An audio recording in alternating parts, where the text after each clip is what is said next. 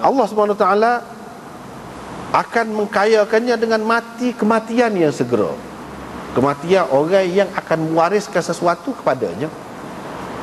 Itu satu contoh, bukan waktu saja nak jadi kaya seseorang ni. Macam-macam seperti kita sebut tadi. Ada orang tawarkan kerja, ada peluang, ada macam-macam lah.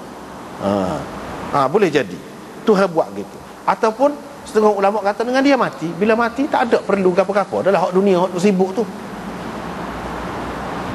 Itu pun ghina juga, kaya juga orang panggil.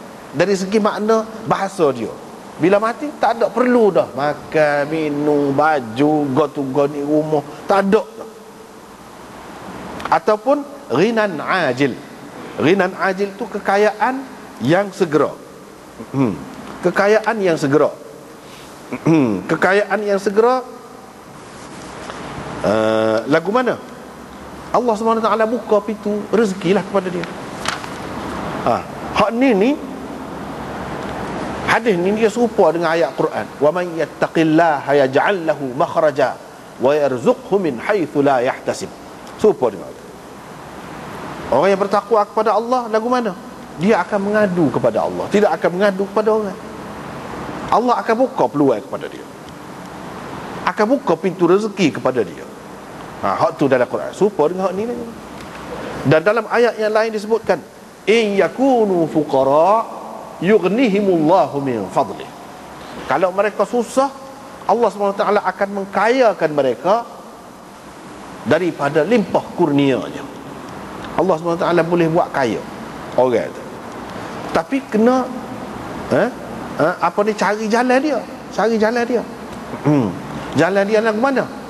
Dalam ayat tu dia sebut, salah satunya menikah. Setengah orang dia ingat menikah ni kau jadi susah, jadi banyak beban. Dalam Quran sebut, wa ankihul ayama minkum was-salihin min ibadikum wa imaikum in yakunu fuqara yughnihimullahu min fadlih. Dia ada kait tu. Suruh menikah, dia suruh menikah, kahwinkan hamba-hamba kamu, laki perempuan ke apa. Kalau mereka tu sesat, Allah SWT akan mengkayakan mereka. Akan mengkayakan. Kalau mula duduk saya kata jalan kat sini, kalau dah menikah boleh jadi dia mikir, lebih bertanggungjawab. Kerana saya kepada anak, saya kepada bini, dia jadi berasa bertanggungjawab, nak pergi cari kerja, nak buat dan lebih serius dalam kerja dia daripada dia seorang. Itu salah satu sebab tu. Lepas tu mungkin ada keluarga dia, mula sekat keluarga ni keluarga bini ada pula dia peluang gini-gini, bagi jalan gini-gini. Itu faedahnya. Itu sebab untuk mendapat kekayaan. Lepas tu kita kata ada juga orang susah, sebab menega lah. Ada juga menega kaya, ada juga menega kau bankrupt, ada juga dia tak kena lagu. Tapi itu kan sebab untuk mendapat kekayaan menega tu. Ni pun lagu tu sebab. Tapi kena pandai-pandai lah bawa tu seperti kereta, pandai-pandai bawa. Tak kena gaya jatuh di lepas. Tak kena gaya sampai kepada tempat tuju kita, atas kita. Kita tengok dalam ayat tu sudah dia sebut. Bahkan ada dalam hadis, walaupun tidak kuat pun, dia suruh menikah, fa innahunna ya'tina bil mal. Mereka membawa harta. Dia kata bawa harta mari lagu mana? Bukan semuanya menikah tu kaya belakang perempuan. Maksudnya bila menikah jadi kita mikir nak cari harta. Itu maksud bawa harta. Tidak semesti mereka tu sendiri buat mari harta. Perkahwinan itu menyebabkan seseorang tu berusaha, buat kerja. Sebab jadi bukan perkahwinan saja, banyak lagi perkara-perkara yang lain yang boleh membawa harta.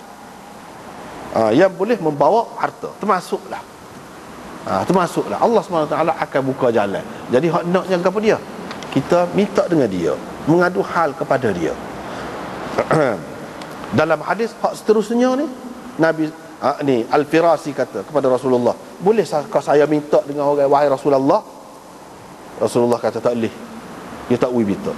Kalau nak juga, tadi dia suruh minta dengan Allah saja. Tapi kalau tak dapat tidak, nak royak juga kau orang, kena pilih. Kalau nak minta juga tak boleh nak elak, pilih mintalah dengan orang yang soleh. Itu cara. Soleh, orang yang layak, orang yang sesuai. Bahasa Arab soleh tu bukan dengan makna orang yang juruh saja. Tak.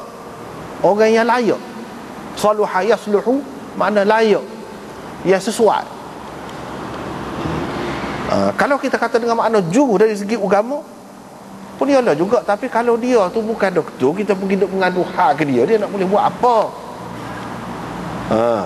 Soleh pun paling tinggi dia boleh mai ajak kita, boleh doa tu. Boleh juga, ada faedah lah juga kita kata. Tapi hak maksud soleh di sini orang yang layak, yang sesuai. Tidak semestinya orang Islam, orang kafir pun dan dia layak, dia sesuai, dia doktor. Tak boleh kita pergi jumpa doktor, tak boleh, tak sah masuk jumpa doktor ni, dia tidak Islam. Soleh apa? Soleh ni kena Islam dulu. Tak kena dah lah. Tak kena dah lah. Tak kena faham. Soleh tu apa maksud? Yang sesuai, yang layak. Kalau kita kira soleh hak jauh dari segi agama, yalah, kalau tidak juga kita pergi minta dengan dia, dia royak rata habis royak kau orang. Kita pergi buta dengan dia. Lepas tu kalau kita salah lambat sikit ni, katanya supah macam-macam, tak padan dengan benda. Mintanya sikit je, 30 riyal je, boleh supah gitu mau. Tak ada. Tapi kalau orang soleh tidak, dia bui, dia pandai jaga. Dia pandai, jadi tidak akan royak kau orang koksi. Siapa hilang maruah kawan tu, malu kau orang, dia tak ada. Dia akan tolong dengan ikhlas hati. Dia akan, kalau dia tahu kita susah, dia akan mikir jalan dia, apa yang patut bagi lagi kepada dia. Apakah selesai dengan bagi 30 riyal, dengan bagi 50 riyal ni selesai kah? Dia akan fikir lagi. Kalau dia orang jujur, orang baik, itu faedahnya. Kalau kita fikir dari segi orang yang layak, sebab tadi hak layak, yang ni orang tu doktor, kita royak ke dia baru ada faedah. Tetapi manusia ni ada siapa satu peringkat kan, tak ada guna dia royak siapa-siapa. Ketika tu nak mengadu pada siapa? Allah saja. Allah saja. Doktor pun angkat tangan, nak kan? Doktor pun angkat tangan. Kalau kita kata berkait dengan penyakit lah. Kalau benda-benda lain pun gitu juga. Pada ketika itu tak boleh putus dengan Allah.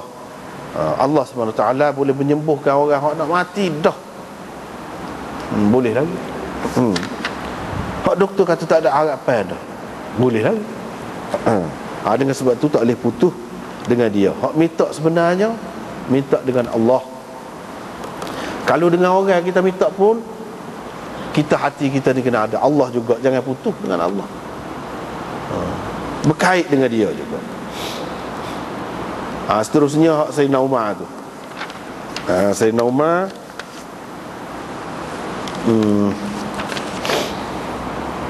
Ibnu Sa'idi, Sayyidina Umar lantik dia untuk pungut zakat. Dia bila selesai dia awak mari. Sayyidina Umar pun suruh orang beri upah.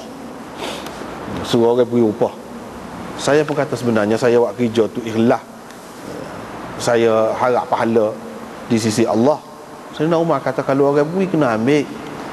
Dulu aku zaman Nabi dulu pun lagu tu juga, pernah buat kerja lagu ni lah. Bila aku royak pada Nabi SAW supaya mu kata tu, Nabi SAW kata, kalau kau diberi apa-apa dengan kau tak minta, maka kena ambil. Nak makan kau tak saya makan, kau nak beri kau ikut dah ambil. Tidak semesti ambil tu untuk sendiri, tak mesti. Kalau kita ni sudah sedar dah, kita rasa tidak perlu, beri kau kan, tapi ambil. Sebab apa? Bila kita ambil, kita beri tu atas nama kita, pahala tu, sedekah kau gapo tu, atas nama kita. Kalau kita tak ambil, orang tu boleh dia, kita saja. Kalau kita kata kita tak saya makan pun, tapi nak royaknya, kalau orang beri kepada kita walaupun kita senang pun, kalau kita nak makan pun boleh, jadi daging darah kita pun boleh halal hak orang beri tu.